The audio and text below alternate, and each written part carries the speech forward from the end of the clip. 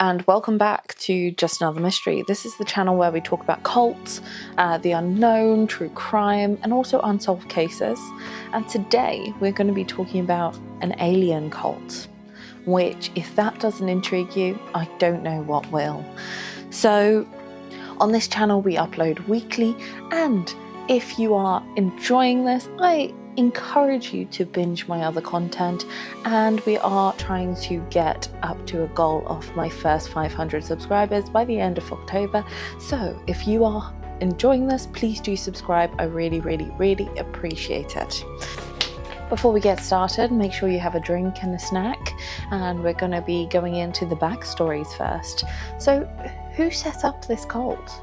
So there were two members that set up this cult, and they were Marshall Applewhite and Bonnie Nettles. Great names. We will go into their backstory now. So first of all, let's start with Marshall. So Marshall was born in Texas in 1931 to a very religious family, and he grew up in a very religious kind of environment. So much so that even when he got married and had two children, he tried to go and study theology. But throughout all of this, he realized that he was just trying to maybe appease his parents and his family, and he was choosing the way that he thought they would want him to choose. But his true passion was music. Now, this seems really random, and actually Marshall tried to pursue a career in music. However, ultimately that didn't quite work out. And he started to teach, and he was going into these universities and he was lecturing, mostly based on music, which was his passion. He absolutely loved it. So there was a turning point for Marshall. He had followed all the rules, done what he was supposed to, and lived a very religious life until 1965, where suddenly his life came crashing down. Marshall had had an affair with a student, and that student was male. In 1965, that was hugely problematic. The affair was one thing, and his wife was obviously unhappy, and they did eventually divorce, and she took the children. But the fact that it was a gay affair was something that was very much of a predicament during that time. His family shunned him as he tried to be openly gay for about 2 years, and then he kind of went back into his shell. He did get fired because he had an affair with a student, so he did abuse his power there, and that's some really early signs of this guy was not afraid to push these boundaries. And he did not really see the importance of why him having an affair with the student was an issue. Yes, there was a lot of issues around 1965 and being gay, which were not fair, and he did not deserve any of that criticism, and his family disowning him, oh my gosh, that would be awful. So Marshall actually tried to move away for about a year, and then came back to Texas, and he was like, this is my home, this is where I want to be. And he got another professor role. In this role, it was all going very well for quite a while, so over 5 years, and then suddenly Marshall's mental health seems to deteriorate. People described him as jumbling words, as not quite being with it, and Marshall actually left this professor role citing depression, anxiety, and general mental health issues. However, the other staff and certain students also speculated that it could have been that he was having an affair with the student. There were rumors going around that Marshall had done it again, and he had abused his power again. So he eventually left being a professor in a university with a very stable job. So where he had 10 years ago been married with 2 kids, he had suddenly gone on this journey, and it had completely knocked his self-image and sent him spiraling into a bit of a mental breakdown. So for 2 years, Marshall just kind of floated. He was trying out different things, and then his friend had an accident. Now this is where he had to go to the hospital, and he visited his friend. This is where he met Bonnie, right? So before we continue with the story, we also need to find out a bit more about Bonnie. So who was Bonnie Nettles? Bonnie Nettles was born in 1927 and was also raised in a very religious family. She followed all the rules just like Marshall, and she did what she was supposed to. She registered as a nurse and was very successful in the field. She married her husband named Joseph in 1949, and together they had 4 children. That's a lot of children. So she did everything that you're supposed to do and was seen as a very upstanding citizen. She was seen as a very religious person. They were the kind of people to go to church every weekend. She was a nurse. She really took care of people. And her life was fairly uneventful until 1972, where she decided that she could communicate with spirits and the other side. She started holding seances, and this really put her partner off. So her husband started to distance himself slightly, going, this isn't the woman that I've always known. We've always been religious. This isn't something we've dealt with. And it was very, very strange for him. But 1972 was also the year where Bonnie met Marshall. When they locked eyes in the hospital, Marshall claimed that their eyes met in a shared recognition of locked secrets. Now, apparently Marshall was supposed to be very good with words, so I can imagine that when he was writing this or saying these aspects, a lot of it would have been very romanticized, but he genuinely believed that there was a connection there. And when he found out that she did palm readings and was into astrology, he asked for a reading and she agreed. When they had that reading, the rest was history. They basically clicked instantly and decided that Bonnie Nettles, would be the voice, the communicator, the channeler of what was meant to be. And Marshall would be the spokesperson because he was a lecturer, he was really outgoing, he was very charismatic and magnetic, and people just drew to him. So with this in mind, in 1973, the two decided to move on together.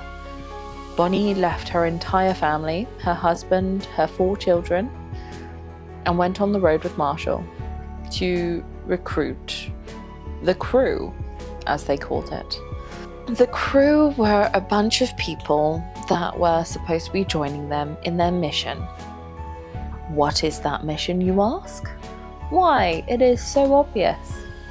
They believed that they needed to ascend to, quote unquote, the next level, where they would be taken to heaven via a UFO because they would become superior beings.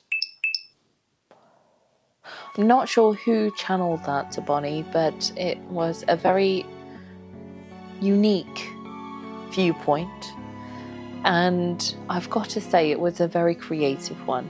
So basically, they thought that they needed to become the superior aliens so that they could go to heaven. And how they did it, well, that's coming up. Don't worry about that. So they're traveling throughout the whole of the US. They're recruiting crew members. They are being very charismatic. They're being very outward and open, and they're shouting at people saying, you know, come join us. We're gonna save you. You're gonna go to heaven via a UFO. And people are like, that's kind of crazy. And then there's some people who are like, yeah, great idea. I want to join you. And all of these people join the crew. In 1980s, however, it starts to go a bit more quiet. They set up a website that is very much based on, you know, these old HTML websites. If you If you know, you know. And they started to recruit online, and they became a lot more reclusive.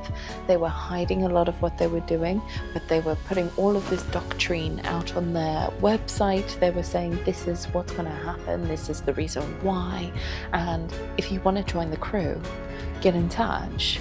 And they still quietly recruited. But in 1980s, Bonnie had gotten cancer. And unfortunately, Bonnie passed in 1985. So during that time, after Bonnie had passed, Marshall Applewhite decided he was now in charge. I mean, he was the voice anyway. He couldn't channel, but he was like, I've got the mission. We're going on the mission. They started to prepare for their ascension. In the 1990s, there was a comet called the Halley-Bopp comet. I wish I was joking. Don't know where the name came from. They probably should have renamed it something more serious. But there was the Halley-Bopp comet, and the crew and Marshall thought, you know what, this is our ticket. We need to get onto that comet, and that is our spaceship to heaven. Gotta be honest, I'm not entirely sure how they came to that conclusion, but there's a lot of questions there, and it's an interesting choice. So they decided 1997, March 24th to 26th would be the time that they ascended. But how would they do this, you ask? Well, to ascend, they all needed to kick the bucket. And to do that, they took shifts throughout the 3 days where a group of them would OD on barbiturates, and then their fellow crew members would put a plastic bag over their head. When the deed was done, the crew members would then take the bodies and they would put them in black outfits with Nike trainers, because apparently aliens have really good brand loyalty and they love Nike trainers. And then they also did a purple sheet over the head to kind of like veil their face. And they would continue this process until everyone was laying in these bunk beds or these beds with the veils over their face, black outfits and Nike trainers, because aliens love Nike. Apart from 2 people. So the final 2 people were found, and they were not in the ceremonial dress. So how did they find them? Like that was the first question, because the police arrived at March 26th at 3 p.m. fairly soon after the final people had kicked the bucket. So on March 25th, 1997, all of the people, the crew members, had created farewell videos to send to their loved ones and everyone else. And where there was a crew member who had left because they were like, this is a little bit crazy, they still were really friends with him. And they sent him through all of the farewell videos. So this crew member, ex-crew member who had left, got all of those videos and called the police and said, hey, they are in this location, go and check it out, I'm concerned. And whilst the police took a little bit of time, they went on March 26th, 1997 and found all 39 people who had passed away in the ceremonial way.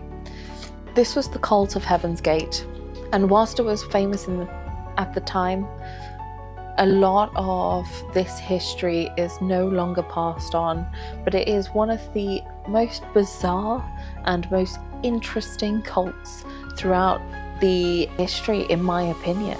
I think it is fascinating, and also it always makes me think, like, how did they get people to believe that? And so what's going on now? Where is Heaven's Gate? Is this still a thing? What's going on? So, funnily enough, Heaven's Gate still have an actively managed website where they upload all of these factual videos to go into more of this is what is happening on our planet and this is how you ascend, and they actually have quite a following. Now, it's unclear whether there is an active cult still ongoing or if people are following it out of curiosity, but they've got a lot of people still interested in their doctrine. But what about you guys? Have you heard about this cult? Would you have believed that you could ascend to being an alien and taken to heaven? There's a lot going on there.